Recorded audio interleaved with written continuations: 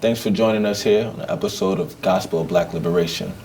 So what we're going to be doing today is just giving an introduction to Gospel of Black Liberation. I am Poetix, and with me we have Amanda White with AJ White Photo. Thank you for joining us today. Thank you for having me. No problem. So what we want, the goal of today is to break down exactly what liberation means and whether or not us as Black people are being oppressed today. We have an article that's accompanying this video, and then if you get a chance, click the link below, and you'll be able to read all about it. All right, so just to get started, there's a couple things I like to ask people. The first one is, are we oppressed here in America? As a community, as a people, do you feel that we are oppressed? And secondly, if we are oppressed, what does liberation look like? What are the steps to take in order to gain liberation? And just overall, how do we go about dealing with that? Okay, so for me, as a Black woman living here in America, if you are afraid to go out into the streets and you have a second thought about how safe you are, about the governing powers, whether it is policemen or any formal structure of something that is formed to protect you, then you are oppressed. You shouldn't have to think about the worst case scenario when you're going out into the public. And if you feel that way, there's an underlying issue somewhere. You should be feeling safe. That's the main issue for me. If you do not feel safe in a place that's supposed to be your home, a place that you call your home, then there's an issue. Okay. Now you started off by saying, as a Black woman in America, and I understand that there are definitely things that Black women have to deal with, and definitely that men may not understand. Mm-hmm. But would you be able to, or would you agree that the scope of oppression stretches beyond gender at this point in time? I think that it's something that affects all of us as a whole. Some pieces of that whole more than others, and also in different ways. So we have to get specific when it comes to that kind of thing. Just to backtrack to your question, you asked if I think that we're oppressed. Yes, I do. I feel as though, I think that when it comes to oppression here in America, it's a very touch and go situation. Lots of people don't like to talk about it. It's very, very sensitive. And some people don't see oppression the same way that others do, that may actually be going through oppression. So it's pretty difficult. But I'd say that we are. And a step forward for people who do feel oppressed, especially being in the minority, a good way to get over that would be self-governance. Coming up with an understanding between your people, you and your people, of how you're going to live your life, how you're going to be governed, how you guys are going to make a society that works for you, right, so that it can grow into a community for more people to be a part of and to be recognized. Okay. Yeah. And I agree. The only reason why I kind of brought that back up about the oppression, because your definition of oppression and how you visualize what oppression looks like, not be feeling safe inside of an environment that was built there for you to live in and be a part of.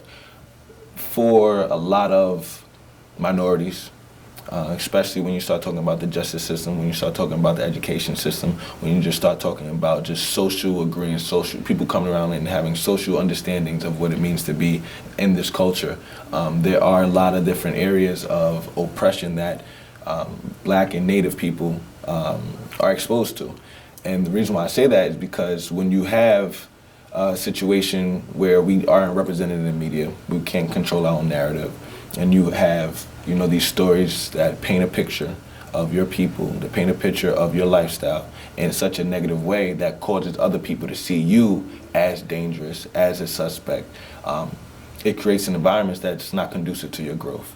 And that's one of the biggest things that we're going to be talking about with Gospel Black Liberation, is being able to create an environment that is conducive to your mental, physical, spiritual growth.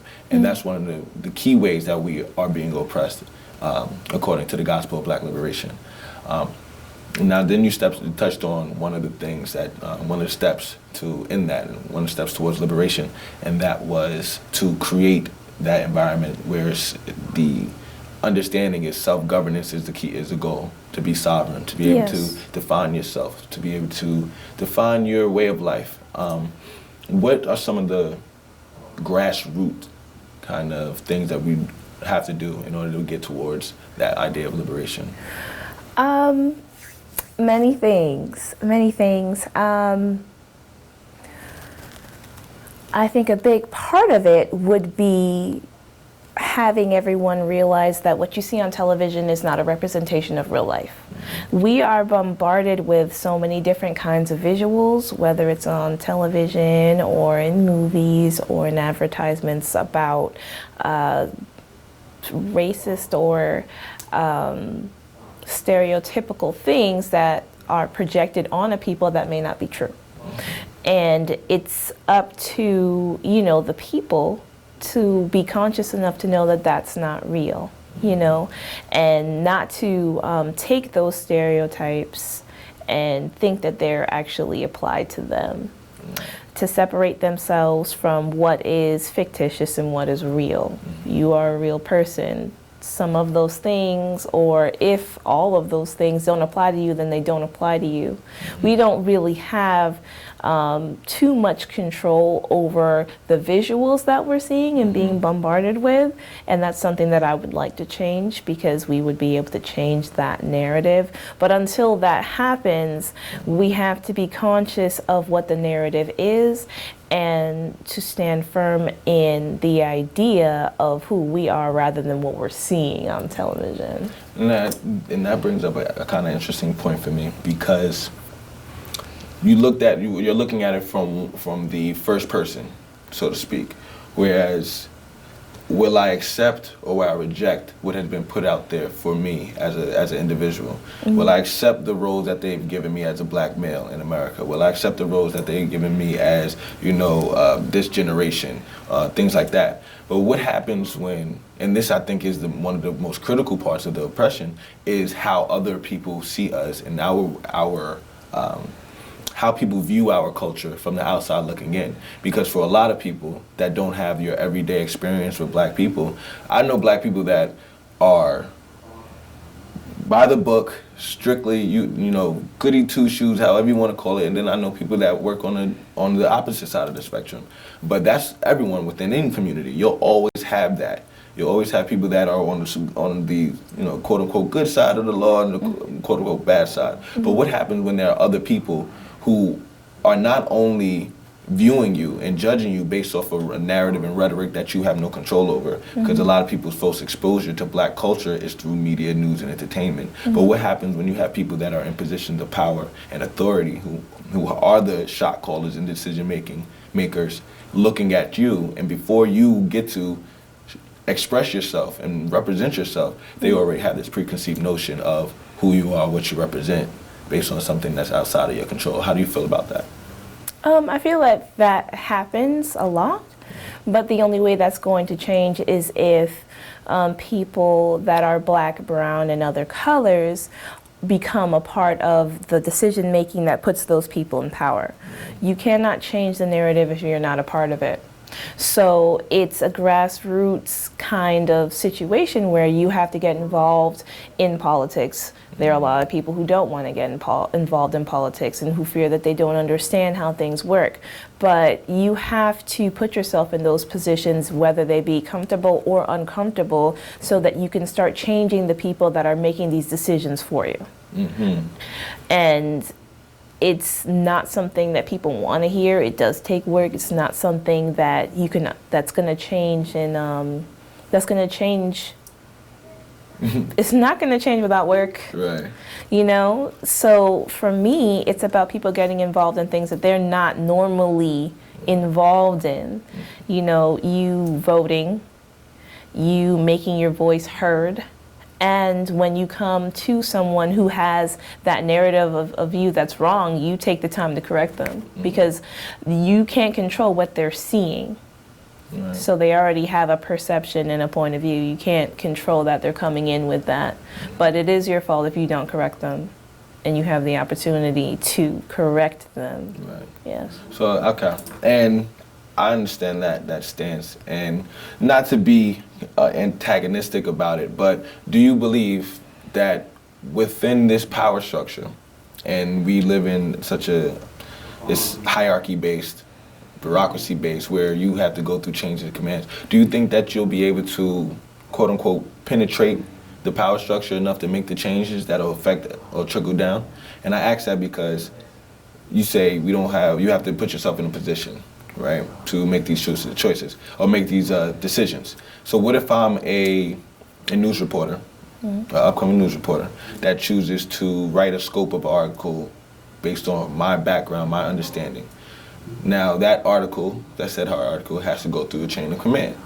It has to get cleared by the editor, it has to get cleared by certain people in order for it to run, correct?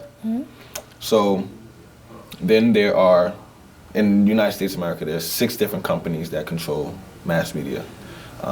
There's Disney, there's Turner Entertainment, there's Viacom, there's, I forget who owns CBS, but there's Viacom, Turner, Disney, and a few more. You could check the research. I'll put it into the article, do a little bit more research on that, but there are 6. I'll give you the names later. Okay. At what point in time do you reach the ceiling of someone vetoing what you have to put out there because it doesn't fit the narrative or it doesn't fit what they want the image to be? Such as if you worked for Fox News isn't going to run a report. It's only going to run reports that are indicative and representative of their standpoint of where they stand. So how do we infiltrate a power structure that has already been put in place? It's just like you take any power structure down. It starts as a grassroots. You find people that are like you and that have the same kind of goal. And there are independent newspapers, there are independent entities out there that feel the same way that you do. So it's a matter of you gaining that power. Yeah, there are going to be some avenues that you're not going to get through to, but you get through to the avenues that you can. Right. And you build that until you're able to get into those avenues. Those avenues can't ignore you forever, especially if you have a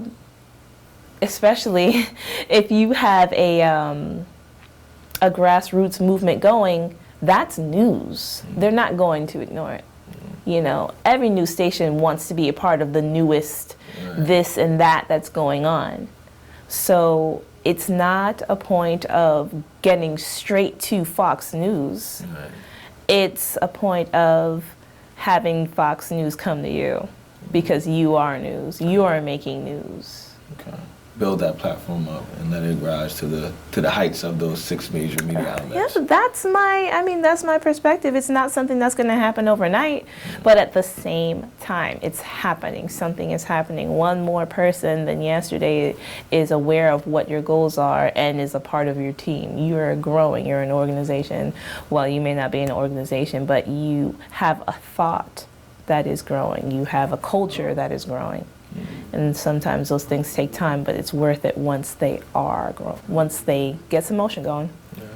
And I'm glad you pointed that out, because that is the purpose of Gospel Black Liberation, to create that platform of knowledge, understanding, just being able to apply it in real life and everyday things, and create an alternative for people who do see it that way.